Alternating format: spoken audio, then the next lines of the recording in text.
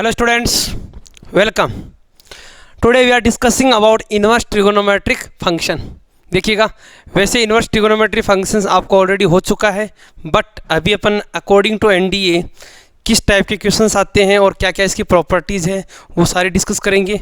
अच्छा, एक बात और बता दूं, इन्वर्स ट्रिगोनोमेट्री फंक्शन में 3 से 4 क्वेश्चन पूछे जाते हैं और वैसे डायरेक्टली क्वेश्चन नहीं पूछे जाते, बट इसका जो यूज है वो डिफरेंशिएशन और इंटीग्रेशन में बहुत आता है, इसलिए आईटीएफ बहुत इम्पोर्टेंट है.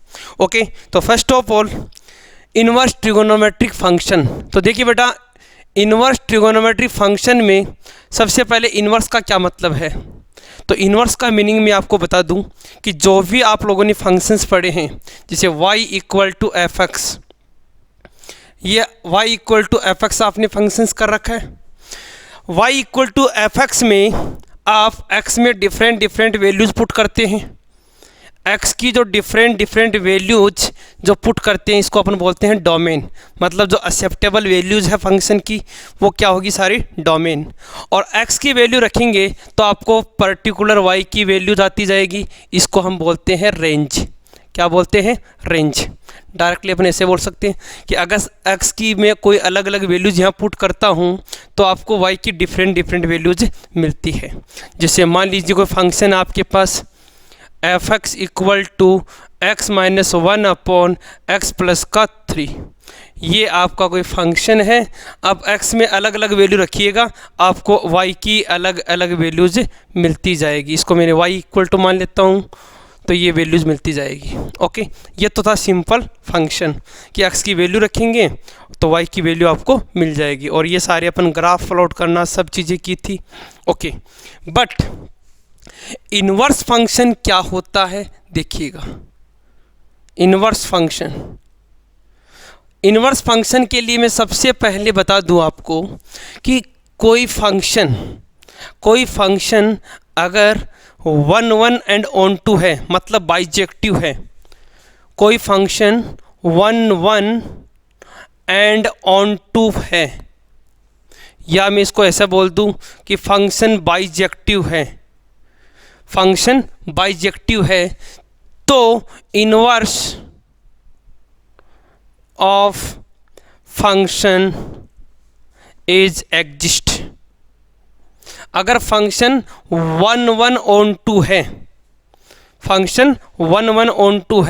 तो फंक्शन का इन्वर्स एग्जिस्ट करेगा, अदरवाइज फंक्शन का इन्वर्स एग्जिस्ट नहीं करेगा. अब 1 1 ऑन टू ऑलरेडी अपन फंक्शन के अंदर डिस्कस कर चुके हैं. ओके, ये तो होगी एग्जिस्ट करने की और नहीं करने की बात. इसके अलावा इन्वर्स निकालते कैसे हैं वो भी मैं थोड़ा सा यहाँ आइडिया दे देता हूँ. जैसे मान लीजिए एक फंक्शन है f x equal to x minus 1 upon x plus 3. इसका इन्वर्स चाहिए तो फर्स्ट ऑफ ऑल क्या करेंगे आप, let y equal to x minus 1 upon x plus का 3. Okay, yes. अब यहाँ से डायरेक्टली क्रॉस मल्टीप्लाई कराएंगे तो ये हो गया एक्स वाई प्लस का 3y equal to x minus 1. x को इधर लेके आएंगे तो x कॉमन आके बन गया 1y minus 1 equal to minus 1 minus का 3y and x equal to 1 plus का 3y अपॉन ये बन गया आपका 1 माइनस का y. क्लियर. x क्या है, जब आपका y equal to f x है तो x हो जाएगा f inverse y equal to f x, तो x हो जाएगा f inverse of y. It means x का वैल्यू क्या हो गया, f इनवर्स ऑफ y, और ये हो गया आपका 1 प्लस का 3y अपॉन 1 माइनस का y. अब f इनवर्स y ये है तो आप f इनवर्स x भी बता सकते हैं. क्या होगा आपका 1 प्लस का 3x अपॉन 1 माइनस का x. इस तरह से एक प्रोसेस होता है जहाँ से अपन y इक्वल टू लेके फंक्शन का इन्वर्स फाइंड करते हैं. ओके, बट अपना जो है वो है trigonometric function, inverse trigonometric function. तो first of all inverse trigonometric functions की कंडीशन तो दिमाग में यही रहना है कि अगर फंक्शन 1 1 ऑन टू है तो फंक्शन का इन्वर्स एग्जिस्ट करेगा, अदरवाइज इन्वर्स एग्जिस्ट नहीं करेगा। क्योंकि ट्रिगोनोमेट्री में आप लोगों ने 6 फंक्शन पढ़े, sine function, cos, tan, cot, sec, cosec, तो इनका इन्वर्स क्या हो जाएगा यहाँ पे, sine inverse x, cos inverse x, tan inverse x, cot inverse x, sec inverse x, cosec inverse x. अब एक स्टूडेंट मेरे को ये बोलेगा कि सर आपने हमें y equal to sine x करवाया था, ओके, और y equal to sine x में आपने ये कहा था कि ये फंक्शन ना तो 1 1 है, अगर ये डिफाइन है R में तो ये मैनी वन टाइप का फंक्शन है, और ये ऑन टू भी नहीं है। तो आप अभी तो बोल रहे थे कि साइन एक्स का इन्वर्स एग्जिस्ट कर रहा है, और अभी आप ये भी बोल रहे थे कि फंक्शन का इन्वर्स एग्जिस्ट तभी करेगा जब फंक्शन 1 1 ऑन टू है। तो अब आप बताओ, साइन एक्स 1 1 ऑन टू है नहीं, क्योंकि जब साइन एक्स का ग्राफ हम बनाते हैं इस तरह से, तो आप देख रहे हैं कि साइन एक्स के एक्स एक्स के पैरेलल लाइन खींचेंगे तो ये बहुत जगह साइन एक्स को कट कर रही है। इसका मतलब ये क्या है, ये मैनी वन है। अब मैनी वन है तो इसका इन्वर्स एग्जिस्ट कैसे करेगा, नहीं करेगा। तो क्या करते हैं कि साइन एक्स का वो पार्ट लेते हैं, साइन एक्स के ग्राफ का वो पार्ट लेते हैं जहाँ पे sine x 1 1 onto exist करता है, और उसी का इन्वर्स फाइंड करते हैं। तो देखिएगा, अगर मैं साइन एक्स का ग्राफ बनाता हूँ इस तरह से आपके सामने, तो आप बोलेंगे सर अगर हम साइन एक्स के ग्राफ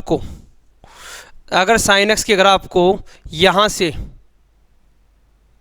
लेके और यहाँ के बीच में बाउंड कर दे, देखो कहाँ से कहाँ तक, यहाँ से यहाँ, ये है आपका माइनस का π/2, ये है प्लस का π/2। अगर अपन इतना ही ग्राफ करें पूरा फंक्शन ना करके, ओनली इतने से रीजन में हम साइन एक्स की बात करें, तो अब आप बता सकते हैं कि साइन एक्स यहाँ से लेके यहाँ तक इस वाले रीजन के अंदर माइनस π/2 से π/2 के अंदर 1 1 भी है और ऑन टू भी है। बोलो है कि नहीं है? 1 मिनट। यस, तो इस रीजन में यहाँ पे फंक्शन 1 1 भी है, ऑन टू भी है, क्योंकि आप इतने से ग्राफ में लाइन खींच के देख लीजिएगा, इतने से ग्राफ में आप लाइन खींच के देख लीजिएगा, एक ही जगह कट करती है, तो ये फंक्शन 1 1 भी हो गया और ऑन टू भी हो गया। तो आप बोलेंगे सर इसका मतलब ये हो गया कि जब यहाँ पे साइन एक्स माइनस π/2 से π/2 में रहेगा तभी अपन इसका इन्वर्स फाइंड कर सकते हैं, अदरवाइज नहीं कर सकते। ओके, तो इस तरह से अपन जब साइन एक्स के लिए माइनस π/2 से π/2 की बात करते हैं कि जब साइन एक्स माइनस π/2 से π/2 में एग्जिस्ट करेगा तभी इसका इन्वर्स एग्जिस्ट होगा, अदरवाइज नहीं होगा। और जब वैल्यू रखेंगे तो साइन एक्स की वैल्यू क्या आएगी, -1 से 1 ये आएगी। लेकिन जब अपन इन्वर्स निकालते हैं तो इन्वर्स निकालेंगे, जब साइन एक्स का इन्वर्स निकालेंगे तो साइन एक्स का इन्वर्स क्या होगा, साइन इन्वर्स एक्स। और इस केस में जो आपका रेंज था वो तो बन जाएगा डोमेन, और जो डोमेन था वो बन जाता है रेंज। अगर मान लीजिए कोई function f x equal to दिया हुआ है, अगर कोई function f x equal to मान लो इस तरह से दिया हुआ है कोई भी फंक्शन, अब अगर इसका डोमेन मान लीजिए ये है और रेंज इसका ये है, अब इसका इन्वर्स करूँगा मैं तो इसका इन्वर्स एफ इन्वर्स एक्स आएगा। तो एफ इन्वर्स में ये तो बन जाएगा इसका डोमेन और ये बन जाएगा इसका रेंज, मतलब डोमेन और रेंज आपस में इंटरचेंज हो जाते हैं। तो आपको मैं मोटी मोटी बात यही बोल देता हूँ डायरेक्टली कि अगर आपके इन्वर्स का क्वेश्चन आए और इन्वर्स एग्जिस्ट करेगा, इस केस में आपको इसका रेंज याद रखना है। क्या याद रखना है? इसका रेंज। इसका जो रेंज है साइन इनवर्स एक्स का, कोस इनवर्स का, इन सब का रेंज आपको याद रखना है। साइन इनवर्स एक्स का जो रेंज है वो है -π/2 से +π/2। इसी इंटरवल में एग्जिस्ट करेगा, इसके अलावा कोई वैल्यू नहीं आ सकती। साइन इनवर्स एक्स की वैल्यू -π/2 से +π/2 के ही बीच में आएगी। ये क्वेश्चन एनडीए में पूछा हुआ है। आपको बहुत ऐसे इजी लग रहा है, ये एनडीए में पूछा हुआ क्वेश्चन है कि the range of sine inverse x is, इस तरह के ऑप्शन थे कि -π/2 से π/2, एक ऑप्शन ये था, -π/2 से π/2 एक ऑप्शन ये था, इसके अलावा 0 से पाई एक ऑप्शन ये था, 0 से पाई एक ऑप्शन ये था। करेक्ट आंसर होगा ये, -π/2 से +π/2 के बीच में इसका रेंज एग्जिस्ट करेगा। Okay, yes. इसके बाद में कॉस इनवर्स एक्स की बात करें तो कॉस इनवर्स एक्स का रेंज 0 से पाई में एग्जिस्ट करेगा। क्यों करेगा, इसका रीजन मैं ऑलरेडी आपको दे चुका हूँ, बिकॉज इसी इंटरवल में cos x 1 एंड ऑन 2 होता है। ओके, टेन इनवर्स एक्स के लिए टेन इनवर्स का और साइन इनवर्स का सेम होता है, बट π/2 पे टेन एग्जिस्ट नहीं करता, इसलिए यहाँ पे इसको क्या लिखना पड़ेगा, ओपन लिखना पड़ेगा। कॉट इनवर्स का भी सेम होगा, ऐसा ही 0 से पाई, लेकिन इन पे एग्जिस्ट नहीं करती वैल्यू, क्योंकि यहाँ पे आप देखेंगे कॉस ऑफ 0 से पाई, यहाँ पे कॉट इनवर्स 0 से पाई, बट यहाँ पे क्या आ जाएगा, ओपन इंटरवल में आएगा। Okay, yes. सेक इनवर्स, अब सेक इनवर्स का भी ऐसा ही आएगा 0 से पाई, लेकिन यहाँ पे एक पर्टिकुलर वैल्यू है π/2, वो नहीं आएगा, बिकॉज कॉस सेक 90 अनडिफाइन होता है। कॉस 90 0, तो सेक 90 1/0 मतलब अनडिफाइन। और जो कॉसेक का इन्वर्स है इसमें लाइक करेगा -π/2 से +π/2, बट एक जो पर्टिकुलर वैल्यू है वो नहीं आएगा, और कौन सा नहीं आएगा, 0 नहीं आएगा। ओके बेटा, ओके, तो ये क्लियर हो गया आपका कि जब भी आपका कोई भी आंसर आएगा वो हमेशा इसी के इंटरवल में आएगा। जैसे मैं इसको अलग वे में लिखना चाहूँ तो इसको ऐसे लिख सकता हूँ, जैसे मान लो बाहर लिखा हुआ साइन, अंदर लिखा मान लो sine of inverse x, sine of inverse x, और एक होता है बेटा साइन इनवर्स और साइन एक्स। दो कॉम्पोजिट फंक्शन लिख रहा हूँ मैं, एक लिख रहा हूँ sine of sine inverse x और एक लिख रहा हूँ sine inverse of sine x. दोनों बातों में क्या फ़र्क है देखो, समझो, बहुत इम्पोर्टेंट है। दिखने में यहाँ एक्स और एक्स दोनों सेम दिख रहे हैं, लेकिन एक्चुअल में अलग अलग हैं। ये है मेरा y sine of sine inverse x और ये है y equal to sine inverse of sine x. तो एक चीज़ ध्यान रखिएगा, यहाँ पे आप देख रहे हैं कि ये जो साइन एक्स है, इस साइन एक्स के अकॉर्डिंग अगर देखा जाए तो एक्स जो है कोई ना कोई वैल्यू रखेंगे, कोई अपन एंगल रखेंगे, कोई भी एंगल रखेंगे। क्या रखेंगे? कोई भी एक एंगल रखेंगे, जैसे 30 डिग्री है, 60 डिग्री है, 90 डिग्री है, या कोई भी अपन वैल्यू रखेंगे। अगर ऐसा कोई वैल्यू रखते हैं, कोई भी एंगल रखते हैं, तो ये जो आपका आंसर आएगा ये हमेशा किस में मिलेगा आपको? -1 से 1 के बीच में मिलेगा। मिलेगा कि नहीं मिलेगा? और जब ये वैल्यू -1 से 1 की वैल्यू साइन इनवर्स में आएगी, कहने का मतलब अब साइन इनवर्स में कौन सी वैल्यू जाएगी? वैल्यू कौन सी आएगी? -1 से 1। तो आंसर क्या आएगा यहाँ से? आंसर आएगा -π/2 से +π/2 के बीच का कोई आंसर आएगा। वो आएगा कि नहीं आएगा? तो ये जो फंक्शन मैं समझा रहा हूँ यहाँ पे sign inverse of sine x, तो कई बार बच्चे क्या करते, जनरली डायरेक्ट ऐसे काट देते हैं कि सर अगर y equal to sine inverse sine x आ गया तो वो काट के ऐसे बोल देते हैं y इक्वल टू एक्स। बेटा ये गलत है, ऐसा नहीं करना, ऐसा डायरेक्टली नहीं करना। ये आप y equal to sine inverse sine x तब भी लिख सकते, इसका आंसर आप x तभी लिख सकते हैं जब आपका x बिलोंग करता है कहाँ से कहाँ? -π/2 से +π/2 के बीच में। अगर -π/2 से +π/2 के बीच में आपका वैल्यू है तो अपन इस x को डायरेक्ट लिखेंगे, अदरवाइज डायरेक्ट x नहीं लिखेंगे। इस बात को याद रखना।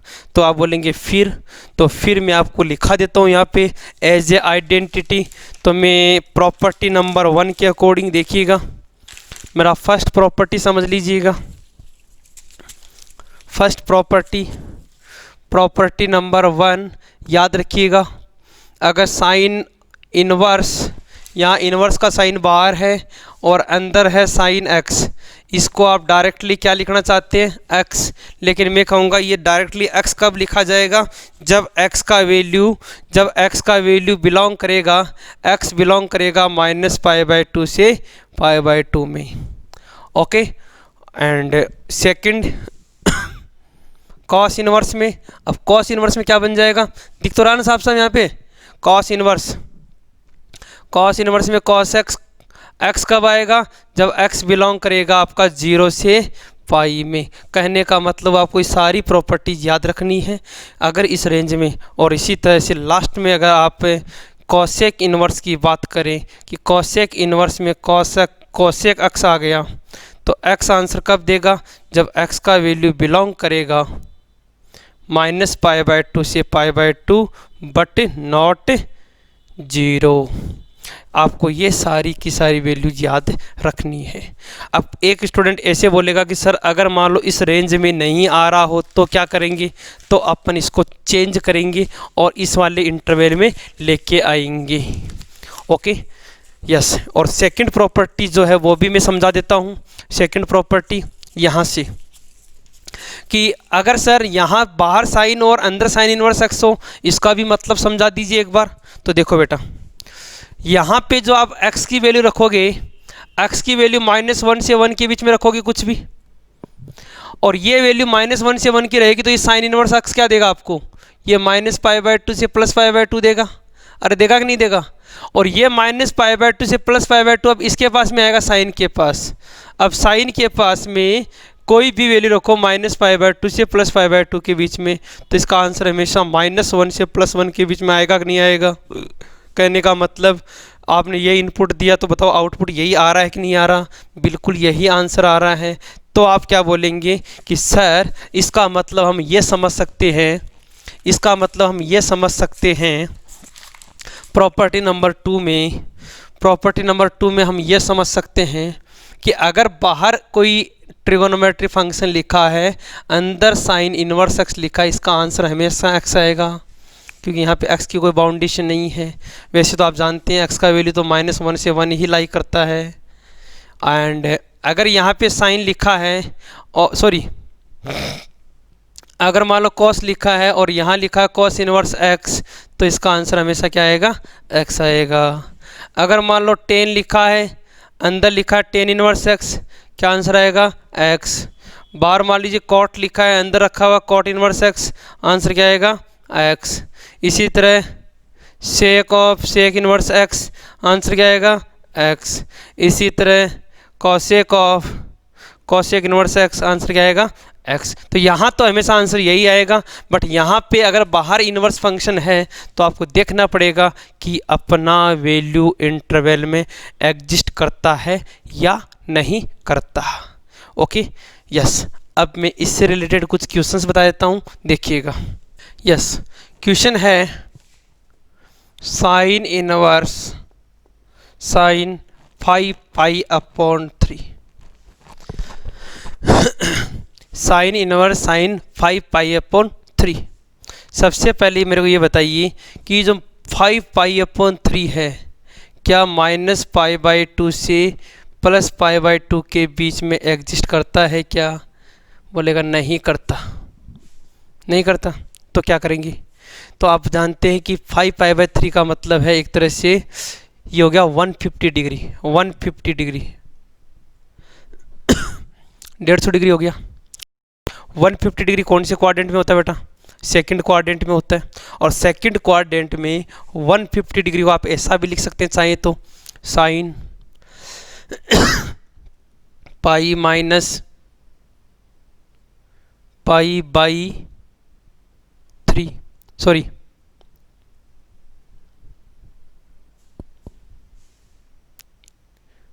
ये 150 डिग्री नहीं हुआ, ये आपका 60 इंटू 5 300 है। और 300 कौन से क्वाड्रेंट में होता है? 300 होता है फोर्थ क्वाड्रेंट में। कौन से में होता है? फोर्थ क्वाड्रेंट में।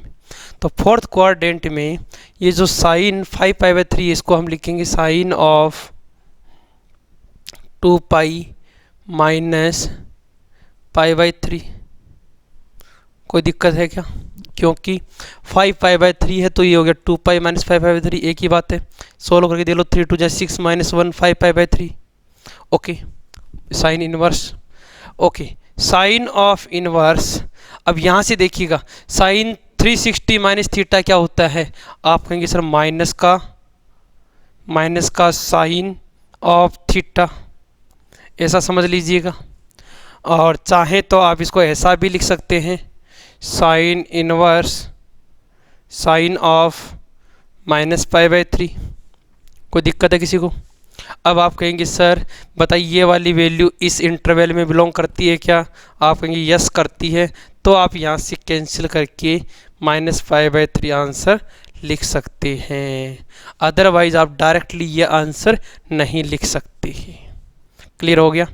बहुत बार एग्ज़ाम इस टाइप के क्वेश्चन आते हैं, आपको यही देखना है कि जो आपका गिवन रेंज है इसमें आपका आंसर एग्जिस्ट करेगा या नहीं करेगा। ओके, यस, आगे चलते हैं। देखो, अब जैसे मान लीजिए कई बार इस टाइप के क्वेश्चन आ जाते हैं। क्वेश्चन आ गया, मान लीजिए कॉस ऑफ इनवर्स 1/2, इसका वैल्यू निकालिएगा। तो आप क्या करेंगे, यहाँ कॉस इनवर्स लिखा हुआ है तो यहाँ पे 1/2 को रखेंगे कॉस ऑफ पाई बाई 3, क्योंकि हम जानते हैं कि कॉस में 1/2 जो वैल्यू है वो किसका है? पाई बाई 3, 60 डिग्री का है। और अब ये देखिए पाई बाई 3 जो है, अब ये पाई बाई 3 जो है वो बिलोंग करता है कि नहीं करता 0 से पाई में? आप कहेंगे यस करता है, तो इसका आंसर डायरेक्टली क्या लिख देंगे आप? पाई बाई 3 रख देंगे। बट यही क्वेश्चन ऐसे आ जाए कॉस इनवर्स ऑफ -1/2, तो कॉस इनवर्स ऑफ -1/2 इस केस में आप क्या करेंगे?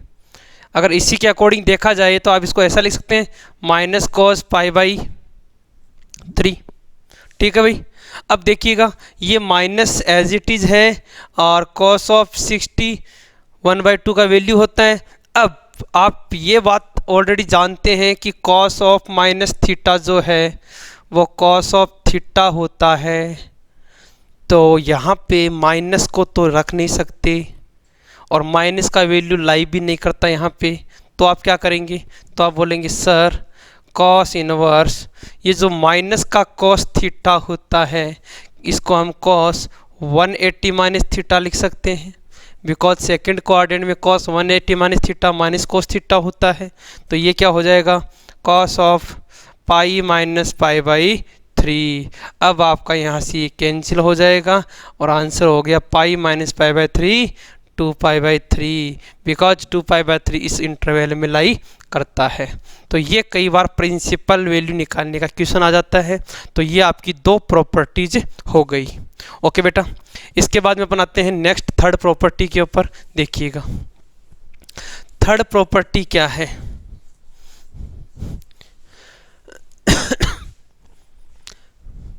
प्रॉपर्टी नंबर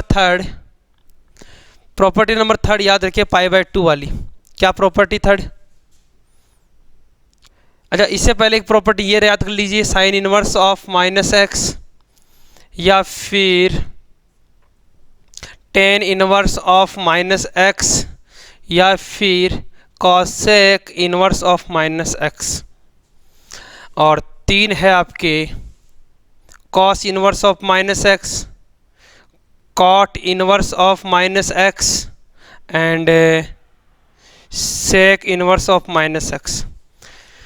अगर इनमें ये जो वैल्यू नेगेटिव में है तो इसको तो हम लिख सकते हैं माइनस का sine of inverse x, because इसका जो रेंज है वो -5/2 से +5/2 में लाई करता है। इसका भी करता है, तो ये भी हो गया minus of ten inverse x। इसका आंसर भी हो गया minus of cosec inverse x। But ये जो 3 फंक्शंस है, इन सब का रेंज 0 से पाई में लाई करता है, मतलब नेगेटिव आंसर कभी नहीं आता। तो क्या करते हैं, इनको पॉजिटिव बनाने के लिए pi minus cos inverse x, इसको भी हम pi minus cot inverse x, इसको pi minus sec inverse x, इस तरह से याद रखेंगे। ओके बेटा, तो ये हो गई आपकी प्रॉपर्टी थर्ड। इसके बाद नेक्स्ट चलते हैं प्रॉपर्टी फोर्थ के ऊपर, समझो। यस, प्रॉपर्टी फोर्थ जो है वो पाई बाई 2 वाली प्रॉपर्टीज है। Sine inverse x plus cos inverse x pi by 2, इसके अलावा tan inverse x plus cot inverse x equal to pi by 2 and sec inverse x plus cosec inverse x equal to pi by 2। ये 3 पाई by 2 की properties आपको याद रखनी है। अभी सिर्फ प्रॉपर्टी समझ लीजिएगा, इसके बाद में इनसे रिलेटेड जो भी क्वेश्चंस हैं वो सारे अपन 1 बाय 1 डिस्कस करेंगे। ओके बेटा, इसके बाद में अपन आते हैं नेक्स्ट प्रॉपर्टीज़ के ऊपर। देखिएगा, नेक्स्ट प्रॉपर्टी है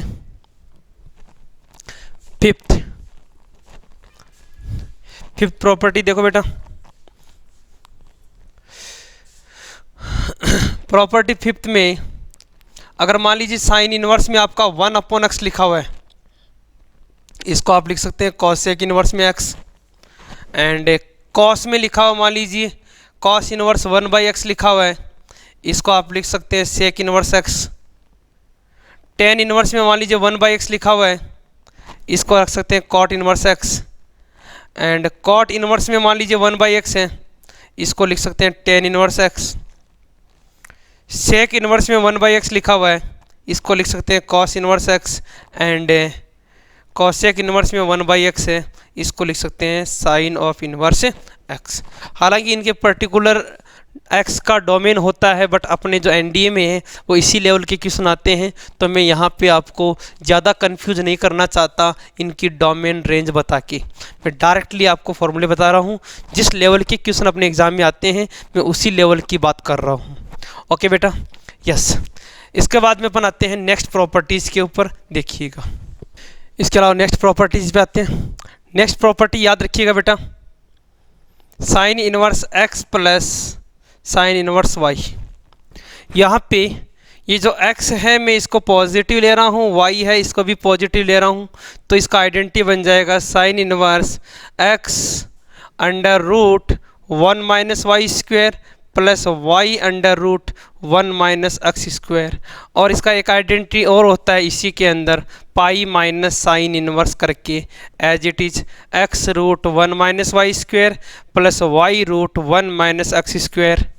इस वाले केस में तो हमेशा याद रखना x square plus y square less than 1 रहेगा, और इस वाले केस में 1 का वैल्यू ग्रेटर रहेगा। तो ये आप कंडीशन के साथ में याद रखें इस फॉर्मूले को।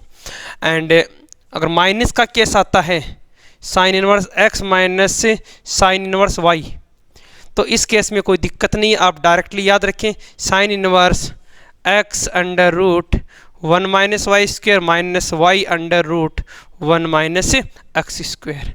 ये आपका साइन की आइडेंटिटी हो गई। सिमिलरली कॉस में भी ऐसी आइडेंटिटी है, कॉपी कर लो आराम से, कोई दिक्कत नहीं है। अच्छा, आप ये सोच रहे होंगे सर ये केस कैसे बनाया, मैं आपको बता दूं कि अगर साइन इनवर्स x और साइन इनवर्स y का आप एडिशन करते हैं और ये जो वैल्यू 1 से ज़्यादा हो जाए दोनों का स्क्वायर, जैसे मान लीजिए आपने एक तो वैल्यू ले लिया 1/2 ले लिया, और या फिर 1/√2 ले लिया x का वैल्यू, और एक ले लिया मान लो √3/2। अब इसका स्क्वायर करते हैं तो 1/2 आ गया, इसका करते हैं 3/4 आ गया, इनको ऐड करेंगे तो इसका वैल्यू 1 से ज़्यादा चला जाएगा, ग्रेटर हो जाएगा। तो ऐसे केसेज के लिए आप पाई माइनस करेंगे, बिकॉज जो रेंज है साइन इनवर्स का वो -π/2 से +π/2 होता है। तो ये भी -π/2 से +π/2 है, ये भी -π/2 से +π/2 है। अगर मान लो दोनों को अपन ऐड करेंगे तो इसका जो एडिशन है वो तो π/2 से ज़्यादा चला जाएगा। तो अपन इसको रेंज में लाने के लिए क्या करते हैं, पाई माइनस करते हैं। ओके बेटा, इसके बाद में अपन आते हैं नेक्स्ट आइडेंटिटी के ऊपर। कॉस इनवर्स के अंदर आइए, कॉस इनवर्स की identities, cos inverse x plus cos inverse y. फिर से बोल रहा हूँ, एक्स पॉजिटिव है, वाई भी पॉजिटिव है, तो इसका आइडेंटिटी बनेगा cos inverse x y minus under root of 1 minus x square under root of 1 minus y square. और माइनस के केस में cos inverse x minus cos inverse y, यहाँ पे आइडेंटिटी बनेगा cos inverse x Y plus under root of 1 minus x square under root of 1 minus y square. और यहाँ पे जो x है इसका वैल्यू y से लेस है। एंड अगर x का वैल्यू y से ग्रेटर हो जाए, x का वैल्यू y से ग्रेटर हो जाए, तो इस वाले फॉर्मूले में थोड़ा सा चेंज करना पड़ेगा। क्या चेंज करना पड़ेगा? क्या चेंज करना पड़ेगा? देखो ध्यान से,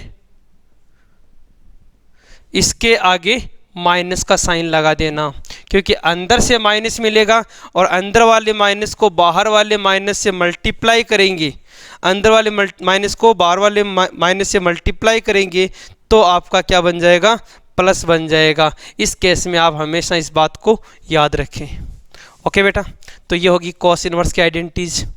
ओके, इसके बाद में अपन आते हैं मोस्ट इम्पॉर्टेंट, जिसके जनरली क्वेश्चन एग्जाम में पूछे जाते हैं, वो है tan inverse x plus tan inverse y. देखिए क्या है टेन इनवर्स एक्स और टेन इनवर्स वाई की आइडेंटिटीज, देखो समझो। Tan inverse x plus tan inverse y, again x positive y positive, ये तो हमेशा पॉजिटिव ही लेने हैं आपको। ओके, यहाँ से इसकी आइडेंटिटीज क्या क्या बन रही है देखो। Tan inverse x plus tan inverse y का आइडेंटिटी बनेगा tan inverse x plus y upon 1 minus x y. यहाँ पे जो एक्स वाई है इसका वैल्यू 1 से लेस होता है। ओके, और अगर एक्स वाई का वैल्यू 1 से ग्रेटर हो जाए तो आप क्या करेंगे? आइडेंटिटी में क्या चेंज करेंगे? X plus y upon 1 minus x y, यहाँ पे पाई प्लस कर देना, बिकॉज एक्स वाई से प्लस रहेगा तो ये वैल्यू आएगी माइनस में, और माइनस में आएगी तो पाई माइनस करके अपना रेंज में आंसर आ जाएगा। और एक्स वाई का वैल्यू 1 हो गया तो 1 माइनस 1 इनफाइनाइट, और यहाँ पे टेन इनवर्स इनफाइनाइट, आंसर किसका देगा? पाई बाई 2 का। तो ये हो गया आपका tan inverse x plus tan inverse y का। ओके बेटा, इसके बाद नेक्स्ट आते हैं tan inverse x minus tan inverse y. Tan inverse x minus tan inverse y, इस वाले में आप सिर्फ एक ही आइडेंटिटी याद रखें। कौन सा बेटा? Tan inverse x minus y upon 1 plus का एक्स वाई। ओके, तो ये हो गया tan inverse x minus tan inverse y. Okay बेटा, इसके बाद में आगे चलते हैं, देखिएगा। इसके बाद में जो मोस्ट इंपॉर्टेंट आइडेंटिटी आती है बेटा, वो आती है आपकी टू टेन इनवर्स एक्स की। किसकी? टू टेन इनवर्स एक्स की। मैं इसका जो बेसिक है वो ऑलरेडी करवा चुका हूँ, तो आप डायरेक्टली ही याद रखें, क्योंकि अभी एग्ज़ाम को टाइम नहीं है अपने पास, ओनली 10 दिन बचे हैं रिवाइज करने के लिए, तो मैं आपको डायरेक्टली आइडेंटिटी बता रहा हूँ। टू टेन इनवर्स एक्स की, एक तो टेन की फॉर्म में याद रखें, tan inverse 2x upon 1 minus x square. एक याद रखिए आप टेन इनवर्स साइन की फॉर्म में याद रखें, sine inverse 2x upon 1 plus x square. और एक आप कॉस इनवर्स की फॉर्म में याद रखें, cos inverse 1 minus x square upon 1 plus x square. तो ये तीन आइडेंटिटीज हैं किसकी? टू टेन इनवर्स एक्स की। ओके बेटा, एंड इसके बाद में at last tan inverse x plus y plus z, इसका आइडेंटिटी करते हैं। वो क्या है देखो, क्योंकि इसके क्वेश्चन भी एग्जाम में डायरेक्टली बहुत बार पूछे हुए हैं। Tan inverse x plus tan inverse y plus tan inverse z equal to tan inverse x plus y plus z minus x y z upon 1 minus x y minus y z minus z x. ये आपका तीन angle के लिए summation हो गया। Okay बेटा, तो ये कुछ आइडेंटिटीज थी जो मैंने आपके साथ डिस्कस की है। एक वीडियो और मिलेगा आपको जिसमें मैं क्वेश्चंस डिस्कस करूँगा जो एग्ज़ाम में पूछे गए हैं या इस आइडेंटिटीज बेस्ड पे पूछे जा सकते हैं। ओके बेटा, थैंक यू। जय हिंद, जय भारत।